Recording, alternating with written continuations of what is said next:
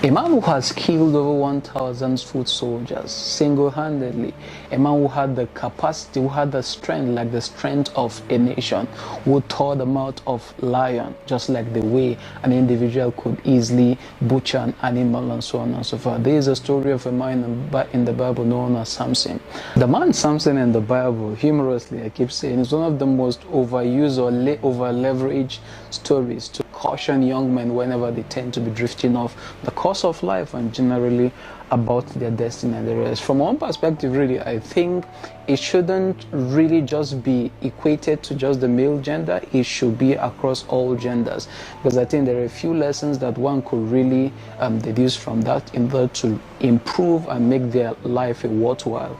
Samson and Delilah story in the Bible is one of the most gripping, riveting, and fascinating story that I've really come across of recent. Really, it's not the first time, but I thought to really share a few lessons that I think will be of benefit to each and every one of us.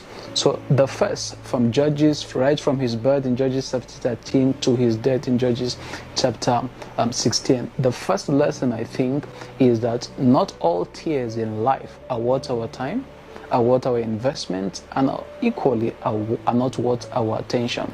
Because from his first wife, when she was leveraged by the Philistine, because she's a Philistine, that she should really entice her husband to reveal the riddle which he tasked them to go and decipher.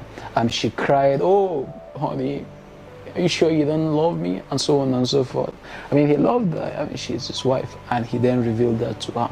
The second lesson that I learned from that particular story generally is that Samson never learned from his mistake from his previous wife. When he met a prostitute, in this case was Delilah, he never learned from his mistake. The same tears, the same scenario, the same theatrics displayed by his former wife, who was killed by the Philistine, displayed the same thing with Delilah. So I think he never learned from his mistake. The third lesson that I think I learned from that is that Samson never knew who he was.